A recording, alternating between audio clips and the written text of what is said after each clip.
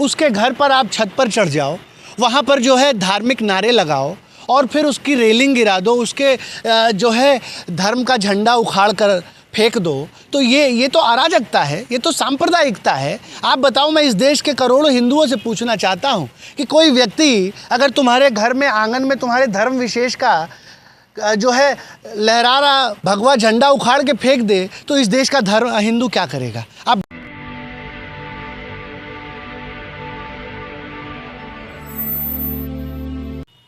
किस तरह देख रहे हैं बहराइच की जो घटना हुई उसके बाद जो है वहाँ पे बुलडोजर चलने के लिए फरमान जारी हो गया है।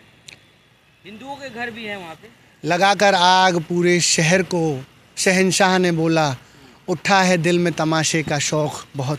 सभी शाह परस्त सर झुकाकर बोले, हुजूर का शौक़ सलामत रहे, शहर और भी बहुत। आप समझिए, आज जिस तरीके से पूरे देश में एक सांप्रदायिकता भरा माहौल कायम किया जा रहा है और साजिश के तहत पूरे देश को सांप्रदायिकता की आग में झोंका जा रहा है, इससे बड़े शर्म, दुर्भाग्य और पीड़ा की बात इस देश के लिए नहीं हो सकती है। और जिस सूबे का मुख्यमंत्री स्वयं इस तरीके के सांप्रदायिक भाषण देता हो कि अगर कोई धर्म विशेष बटेगा तो कटेगा, तो उस प्रदेश में हिंसा होना, धार्मिक सौहार्द बिगड़ना, ये लाजमी सी बात है, लाजमी सी बात है। सर, लेकिन आप खुद युवा है, जो लड़के गए थे, कहाँ जा रहे थे? झंडा ही तो उतारे थे, क्या दिक्कत था? गोली मारने की जरूरत थोड़ी थी, पर कानून ये सिर्फ झंडा उतारने भर का प्रश्न नहीं है, ये अराजकता है, ये झंडा उतारना नहीं है। आप ये बताइए, कोई पीसफुली शांतिपूर्ण ढंग से अपने घर में है, उसके घर पर आप छत पर चढ़ जाओ, वहाँ पर जो है धार्मिक नारे लगाओ और फिर उसकी रेलिंग गिरा दो, उसके जो है धर्म का झंडा उखाड़ कर फेंक दो, तो ये तो अराजकता है, ये तो सांप्रदायिकता है। आप बताओ, मैं इस देश के करोड़ों हिंदुओं से पूछना चाहता हूँ कि कोई व्यक्ति अगर तुम्हारे घर में आंगन में तुम्हारे धर्म विशेष का जो है लहरा रहा भगवा झंडा उखाड़ के फेंक दे, तो इस देश का धर्म हिंदू क्या करेगा? आप बताइए ना। ये पूर्ण रूप से गैर कानूनी है, फिर भी हमारी संवेदना गोपाल मिश्रा के परिवार से है। अभी 2 महीने पहले उसकी शादी हुई। सवाल ये नहीं है गोपाल मिश्रा है या वो मुसलमान है या पक्ष है विपक्ष है, सवाल ये है कि ये हत्याएं किसकी हो रही हैं। ये हत्या किसी हिंदू मुसलमान की नहीं हो रही है, ये हत्याएं इस देश के भारत के नागरिक की हो रही है। ये नुकसान हिंदुस्तान का है। ये जो सैकड़ों मकान जला दी उन्मादी भीड़ ने, ये भीड़ ये थोड़ी देखती है कि आप हिंदू आप मुसलमान हो। अभी एक पत्रकार है ललन टॉप का, जिसको पकड़ के भीड़ ने मारा, उसको हिंदू पक्ष ने मारा, कुछ पत्रकारों को मुस्लिम पक्ष ने मारा। तो आप बताइए कि ये पक्ष थोड़ी ये देखता है कि कौन मुसलमान है। जो शोरूम जलाया गया जिस व्यक्ति का, वो भी हिंदू है। सैकड़ों मुसलमानों के घर फूंक दिए गए।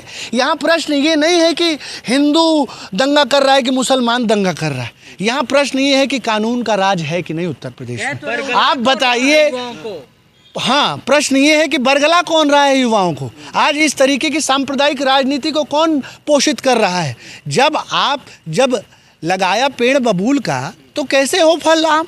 जब आप सांप्रदायिकता भरे भाषण देते हो। अभी कुछ रोज़ पहले यहीं पे एक यति नरसिम्हा है, ये एक राक्षस इस तरीके की अभद्र भाषा एक धर्म विशेष के सबसे बड़े जो है प्रॉफिट मोहम्मद के लिए कहता है और उसको गाली देता है। भाजपा के नेता भरी संसद में, चलती हुई संसद में, मतलब न्याय का मंदिर कहते हैं, कानून का मंदिर संसद है, उस मंदिर में जहाँ कानून बनता है वहाँ मुसलमानों को गालियाँ दी जाती हैं, अभद्र भाषा बोली जाती है। साध्वी प्राची जैसे इनके सांसद कहते हैं कि चाकू का धार तेज कर लो क्योंकि एक धर्म विशेष के लोगों को काटना है। क्या कारण है भाई? कौन से लोग हैं? ये तो भाजपा के ही लोग हैं ना। ये खुद, this is a state sponsored terror, ये एक स्टेट स्पॉन्सर्ड टेरर है जो भाजपा की विचारधारा द्वारा फैलाया जा रहा है। और ये विचारधारा अंग्रेज़ों की थी, फूट डालो राज करो, और उसी विचारधारा पर आगे चल करके भाजपा आरएसएस फूट डालती है, राज करती है। पहले ऐसी धार्मिक रैलियां निकाली जाती हैं, महंगे महंगे डीजे जो है किए जाते हैं, उस पे धर्म विशेष को उकसाने वाले, धार्मिक भावना भड़काने वाले गाने बजाए जाते हैं। 10-10 मिनट यात्राओं को मस्जिद के सामने रोका जाता है, एक धर्म को बरगलाया जाता है, उनके मुंह में उंगली डाली जाती है, और जब हिंसा होती है तो एक तरफा कार्रवाई की जाती है, फेक एनकाउंटर किया जाता है, पैर में गोली मार दिया जाता है और अपनी नाकामी छुपाई जाती है। ये जो एनकाउंटर्स हो रहे हैं उत्तर प्रदेश में, ये अपनी योगी आदित्यनाथ नाकामी छुपा रहे हैं। और योगी आदित्यनाथ जैसा नाकाम मुख्यमंत्री उत्तर प्रदेश के इतिहास में नहीं हुआ। अगर थोड़ी भी शर्म योगी आदित्यनाथ जी में बची है तो वो नैतिकता के नाम पर इस्तीफा दे दे। उनसे उत्तर प्रदेश नहीं चल पा रहा है, उत्तर प्रदेश नहीं चल पा रहा है। क्या तो रे मिट्टी मिला दे, इनकाउंटर तो हुआ है ना। नहीं तो मिट्टी में अगर अपराधियों को मिलाना है तो फास्ट ट्रैक कोर्ट बनाइए। उत्तर प्रदेश में करोड़ों मामले लंबित हैं, आज न्याय कहाँ मिल रहा है? लोग न्याय मिलते मिलते लोग मर जा रहे हैं, लेकिन लोगों को न्याय नहीं मिल रहा है। अगर योगी आदित्यनाथ को न्याय देना है तो उत्तर प्रदेश में जो है फास्ट ट्रैक कोर्ट बनवाएं। न्याय किसी का घर, पुश्तैनी घर बुलडोजर से गिरा देने से नहीं होता है। और माननीय सर्वोच्च न्यायालय ने अभी कुछ दिन पहले कहा है कि आरोपी, अगर आरोप तय भी हो गए हैं तो आप किसी का घर नहीं गिरा सकते हैं। किसी का घर उसका इंडिविजुअल प्रॉपर्टी नहीं है, वो पुश्तैनी प्रॉपर्टी है। दादा दोनों तरफ के गिरा, हिंदुओं के भी तो गिराए जा रहे हैं ना घर। घर गिराने से अपराध रुक जाएगा? तो पूरे देश में घर गिरा दो, हर जगह अपराध हो रहा है, पूरी दुनिया में अपराध हो रहा है, तो लोग बिल्डिंग और घर गिरा दे रहे हैं। घर गिराना असंवैधानिक है और अपनी नाकामी छुपाना है। ये कमज़ोर आदमी हिंसा करता है, कमज़ोर आदमी किसी का घर दे। तो दंगाई में और सरकार में क्या फ़र्क है? नहीं, सुनिए, दंगाई और सरकार में क्या फ़र्क है? दंगाई भी घर जला रहे हैं, किसी का घर गिरा रहे हैं, आप भी बुलडोज़र से घर गिरा दो, आप भी जो है सड़कों पर दौड़ा करके गोली मार दो। तो आप में और दंगाई में क्या फ़र्क है? आज कानून का राज रह गया है। जो दूसरा पक्ष है मुसलमान, उसकी बहन कहती है कि हमारे परिवार के लोगों को एक रोज़ पहले उठाया गया और अगले दिन नेपाल के बॉर्डर पर मार दिया गया। तो ये न्याय, क्या इस देश की जनता इस स्क्रिप्टेड न्याय को नहीं देख रही है? किस तरीके से पटकथा लिखी जा रही है। और अपनी नाकामी छुपाने के लिए तानाशाह जब जब कमज़ोर होगा वो हिंसा का रास्ता अख्तियार करेगा।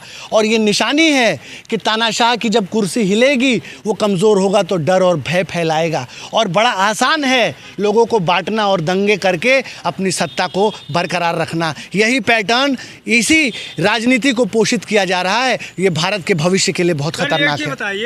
शोभा यात्रा में पत्थर चलाना ठीक है? ये क्या शोभा यात्रा में पत्थर चल रहा है तो कानून उसके लिए है, पुलिस है, उसकी सुरक्षा क्यों नहीं ली जा रही है? शोभा यात्राओं में आप ये बजाय भाजपा की यात्रा निकलती है तो छावनी में तब्दील कर दिया जाता है। मुख्यमंत्री जो हैं उत्तर प्रदेश के योगी आदित्यनाथ हर साल मंदिर से यात्रा निकालते हैं, जुलूस निकालते हैं, और उस जुलूस में पूरा पुलिस प्रोटेक्शन रहता है। तो इस देश का क्या आम नागरिक जो है वो इस देश का नागरिक नहीं है? सारी सुरक्षा आप नेताओं को देंगे। आप अगर यात्रा निकाल रहे हैं तो आप पुलिस को लिखित में देते हैं कि हम ये यात्रा निकाल रहे हैं, और पुलिस आपको सुरक्षा प्रदान करती है और पुलिस साथ साथ चलती है। कहाँ थी उस समय पुलिस जब मस्जिद के सामने नारे लगाए जा रहे थे, जब जो है गाना बजाया जा रहा था, जब वो लड़का ऊपर चढ़ गया उसकी छत पर? क्यों वो लड़का उस पर छत पर चढ़ गया?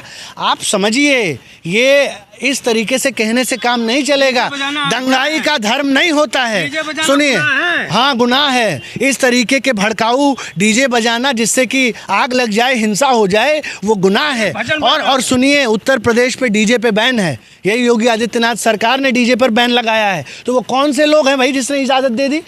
क्यों इजाज़त दे दी भाई? किसी धार्मिक रैलियों में क्यों आप किसी धर्म विशेष को भड़काने वाले गाने बजाएंगे? बजाइए ना माता जी के गीत, बजाइए ना अपने धर्म विशेष के गीत। किस माता जी के गीत में जो है सौहार्द खराब करने वाली बात छिपी हुई है? कौन से राम जी के किस ग्रंथ में, किस रामायण में, किस गीता में ये बात लिखी हुई है कि किसी धर्म के लोगों को जय श्री राम बोल के मार दो? कहीं पे चढ़ जाओ किसी मस्जिद पे और जय श्री राम करो? अरे शांतिपूर्ण, आप सब आज़ाद हैं, ये देश आज़ाद है, संविधान से चलता है, सभी को अपनी धार्मिक रैलियां निकालने की आज़ादी है। आप उसको निकालिए सौहार्दपूर्वक, आप भाईचारा बंधुत्व को बढ़ाइए। आप तो नफरत को पोषित कर रहे हैं, और ये इतनी बड़ी घटना हो जाने के बावजूद भी एक तरफा कार्रवाई कर रहे हो। और हिंसा को हिंसा से नहीं ख़त्म कर सकते हो कि आपने उस पक्ष ने गोली मार दी तो आप भी जो है एनकाउंटर करना शुरू कर दो। ये हिंसा से हिंसा नहीं रुकती है। बहराइच में नज़र रखी जा रही है, ड्रोन से हलचल तेज हो गई है, बुलडोजर को तरीके से कार्रवाई हो रही है, ये सब योगी सरकार की कामयाबी तो दिखा रहे हैं कि ड्रोन लाया जा रहा है, पहले क्यों नहीं लाया गया, ये सवाल उठ रहा है। नहीं नहीं, आप ये बताइए, योगी आदित्यनाथ अपनी पीठ थपथपा रहे हैं। हर बार ऐसा क्यों होता है कि दंगे हो जाते हैं, दंगे होने दिए जाते हैं? यहाँ तो दंगा होने दिया गया है। आप बताइए, गोपाल मिश्रा की लाश का रैली क्यों निकालने दिया गया भाई?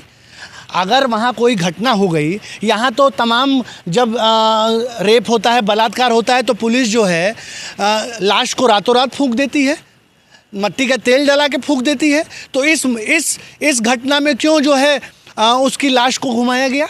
और लाश को जब घुमाया गया तो उस रैली में भी जो है सांप्रदायिकता भरे नारे लगाए गए लाठी डंडे से, और उसके बाद से हिंसा भड़की है जब लाश को घुमाया गया है। तो this is a complete failure of state government, this is a complete failure of state machinery, intelligence, प्रशासन का ये फेल्योर है और मुख्यमंत्री का फेल्योर है। आप मुख्यमंत्री से क्यों नहीं इस्तीफा मांगते? क्यों नहीं? क्यों डर रहे हो भाई? योगी आदित्यनाथ से क्यों नहीं इस्तीफा कोई मांग रहा है? मैं मांग रहा हूँ इस्तीफा। नाकाम मुख्यमंत्री है और मतलब ऊब चुका है उत्तर प्रदेश इन घटनाओं से। आज जंगल राज है उत्तर प्रदेश में, अघोषित आपातकाल है। आप पत्रकार हो, आप चले जाओ कैमरा लेकर के, आपके ऊपर मुकदमे हो जाएंगे, आपको जेल में डाल दिया जाएगा। तो आप समझिए, उत्तर प्रदेश में अब कानून का राज नहीं है। और यहाँ तो स्पष्ट तौर पर जो है सुप्रीम कोर्ट की धज्जियाँ उड़ाई जा रही है। सुप्रीम कोर्ट ने ही तो कहा है कि बुलडोज़र आप नहीं चला सकते हैं किसी के घर पे, तो उसकी अवहेलना हो रही है। सर, मोदी योगी जी उनके परिवार जो जिसका मृतक हो गए, उनके परिवार को मिला करके उनको आश्वासन दिया है, सारा उनका काम करेंगे। आश्वासन देने से क्या होगा? आश्वासन तो इन्होंने चंदन गुप्ता को भी परिवार को दिया था। चंदन गुप्ता जो 15 अगस्त की रैली में मारा गया, उसको भी आश्वासन दिए, आज तक उसको नौकरी नहीं मिला, 5 साल से दर की ठोकरें खा रहे हैं। और ये प्रश्न ये नहीं है मेरे भाई कि आग कैसे लगी। प्रश्न ये है कि पागल के हाथ में माचिस किसने दी? लगेगी आग तो आएंगे सभी के घर जद में। यहाँ अकेले हमारा ही मका थोड़ी है। अगर हिंसा होगी, अगर सांप्रदायिक सौहार्द बिगड़ेगा तो किसी एक का नहीं बिगड़ेगा, ये पूरे लोगों पर इसका असर पड़ेगा और वही असर हो रहा है। गोपाल के पिता हैं, वो खुश नहीं है इस कार्रवाई से कि पैर में गोली मारी गई है। अभी देखिए वो भावुक हैं और गोपाल मिश्रा के परिवार के साथ मेरी पूरी संवेदना है। और ये प्रश्न यही तो कह रहा हूँ कि वो गोपाल मिश्रा है, वो किसी नेता का लड़का नहीं, वो किसी ब्यूरोक्रेट, किसी उद्योगपति का लड़का नहीं है। और इस देश के युवाओं के साथ यही हो रहा है कि आज इस देश का युवा जो है उसको धार्मिक उन्माद में, फसाद में फंसाया जा रहा है। उसको एक धर्म विशेष की गुट्टी पिला करके उसको तैयार किया जा रहा है ऐसे धार्मिक जो है रैलियों का हिस्सा बनने का, उन्माद का हिस्सा बनने का। क्या कभी भी इन धार्मिक रैलियों में आपने भाजपा के बड़े नेता का लड़का देखा है? आप मुझे दिल पे हाथ रख के बताइए, कभी आपने अमित शाह के लड़के को देखा है ऐसी यात्रा, रामनवमी की यात्रा निकालते हुए या ऐसा कोई जुलूस निकालते हुए? क्या अनुराग ठाकुर के लड़के को देखा है? ज्योति आदित्यनाथ सिंधिया के लड़के को देखा है? ओम बिरला के लड़के को देखा है? भाजपा के तो कोई नेता का लड़का जो है वो इन यात्राओं में नहीं जाता है, ना धर्म का। लेकिन इस में जाते हैं सर। नहीं, ये इस देश का भटका हुआ युवा जाता है, जो बेरोजगार है, जो नशे में है, जो ये भूल चुका है कि उसका पूरा भविष्य उसके सामने है और किस तरीके से उसका इस्तेमाल इस देश के राजनीतिक गलियारों में उसका इस्तेमाल किया जा रहा है। ये कैसे मिटाएंगे सर, जो घाव भर गया हो गया है? इस घाव को आप सिर्फ इसी तरीके से मिटा सकते हैं कि आप जो है फिर से इस देश में बंधुत्व और अमन चैन की विचारधारा को स्थापित करके, और हम तो लगातार कह रहे हैं कि उस चश्मे को आप उतारिए। ये आज पहली बार इस देश में नहीं हो रहा है कि पूरे देश में जब से भाजपा सरकार में आई है तब से इस देश में हिंदू मुस्लिम जो है, हर मुद्दे पर हिंदू मुस्लिम इस देश की जनता ऊब चुकी है। इस देश में आज ही यूएन का रिपोर्ट आया है कि 5 सबसे गरीब देशों में जिसमें गरीबी है उसमें भारत सबसे बड़ा है। 23 करोड़ से ज़्यादा गरीब लोग हैं भारत में।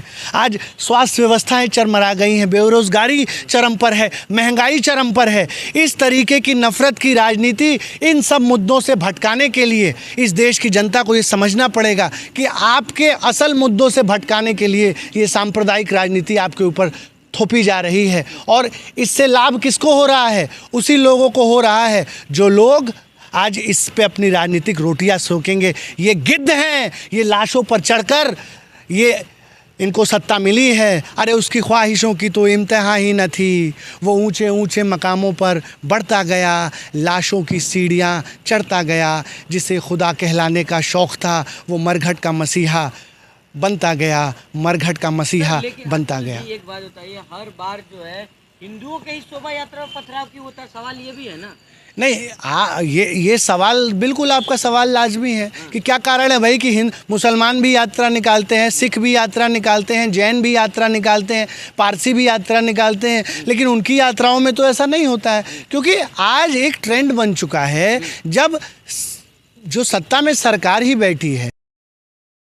अगर आपको लगता है कि हमारा काम बहुजन समाज के लिए महत्वपूर्ण है तो आप हमें आर्थिक सहयोग के लिए सीन दिखाए गए QR कोड स्कैन और फोन पे और गूगल पे और UPI और बैंक अकाउंट में कर सकते हैं।